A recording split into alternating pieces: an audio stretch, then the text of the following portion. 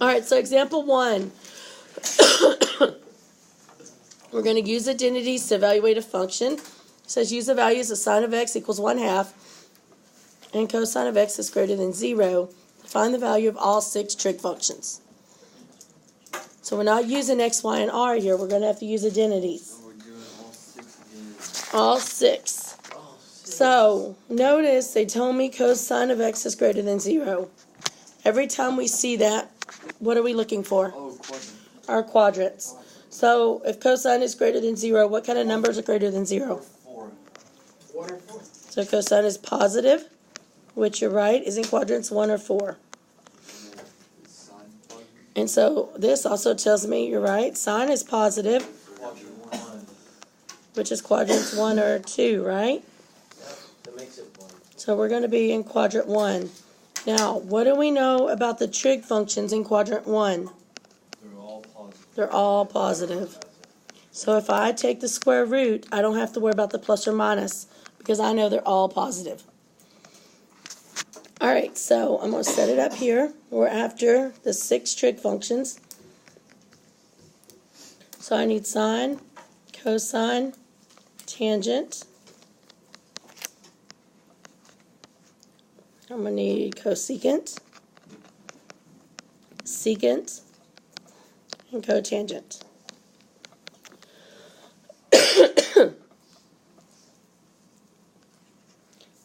This here is going to be my answer box. Once I have it filled in, I'm finished. All right, so now that we got it set up, we already know that sine of x is 1/2. I need to use sine to find at least one of these other trig functions. So look at your identities and see what I can find if I know that sine of x is 1/2. So is this, you can do cosecant, but isn't this like the exact same thing that we just did? Yeah, it's a lot like we just did. A lot like I don't see what's different. All right, so I don't see a lot. we can use cosecant, right? Yeah. All right, let's do that then. So how can I find cosecant if I know sine? What is cosecant? The reciprocal. Equals 1 over 1/2. Well, it's 1 over sine, Yeah, it's not which will be 1 over, and sine is 1/2. So 2. Keep it, change it, flip it.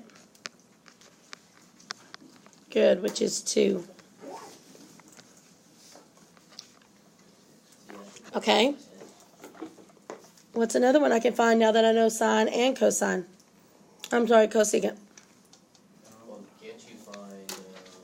I don't know. I don't have my plate. Yeah, maybe if you let me. I gave you a list there in your notes. Oh yeah, you're right. Oh, that's pretty blurry. You can get your cotangent Can't get cotangent. with a cosecant. Nope, it's cosine over sine. Oh, wait, what do you mean? You find cosine. Squared. Oh, okay, you're using Pythagorean. Yes, we can. So read that one to me. 1 plus cotangent squared equals cosecant squared. Okay. I'm sorry, I was thinking of another one. You can find. So it'd be 2 cosine. squared. All right, well, I can find cotangent from here. You can also find cosine. Don't we normally supposed to use the sine one? Cosecant. Mistake? Preferably, yes, but we can't do that on all these. Yeah. Couldn't we have used the sines first? You can find cosine. Yeah, you could have found cosine. The sine squared. Okay. Well, we could have, but we're finding this one right now, so Well, you see, there's more than one way to state that. don't worry. We're going to have another one in just a minute, and y'all can help out on that one. Remember, I don't have to worry about plus or minus because we said we're in quadrant 1 and everything's positive, right? Yeah. So we find cotangent of x is the square root of 3. And now we can find cosine. What if you got a negative? How would you get a negative? What if you did? Well, you won't because we're in quadrant 1. If you did, then you've made a mistake. You made a huge mistake. A big. All right, and somebody just said we could find tangent. All right. I guess we're not cosine. How? Sine of I don't have cosine, though. oh, it's okay. We can find cosine. That's fine. But somebody told me find tangent. Yeah, tangent So help me. equals You just 1 over reciprocate it. square Square root of 3. It's 1 over, what's the identity? Square root of 3 over 3. 1 over cotangent. I'm after the identity, guys. And now you can tell me what is cotangent? Square root of 3 over 3. Cotangent is square root of 3. Alright, Oh, you need to stop working ahead. And then can't have the radical on bottom. And so we find tangent is, Square root of 3 over 6. okay. So it'd just be square root. Can you find, you found tangent? It's square root of 3. All right. Find cosine with a cosine squared Okay. and a sine squared. Right. So we know that sine squared plus cosine squared equals 1. We know sine is 1/2.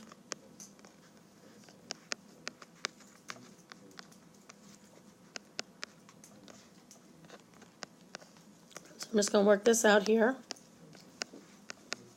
Move the 1/4 over.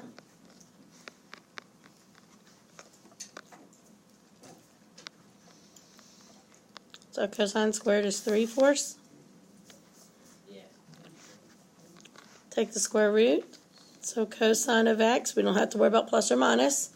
And remember, the square root of 3/4 is the same as saying the square root of 3 over the square root of 4, which is 2. So we got the square root of 3 over 2.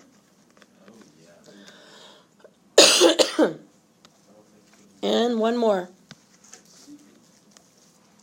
Just you can guess. You can guess this one. I can't just guess this one.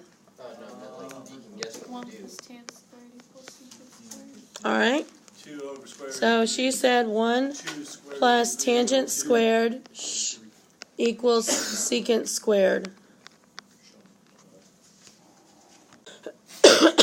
So yes, there's other ways to work out for secant squared, but this is what we saw, so we're going to go with it. So 1 plus tangent is square root of 3 over 3 squared equals secant squared. And so I'm going to go ahead and write my secant squared first. Equals 1 plus square root of 3 over 3 squared is 3 over 9. Yeah, because that's right. And so that's what, 9 over 9 plus 3 over 9, so 12 over 9. Yeah. And take the square root.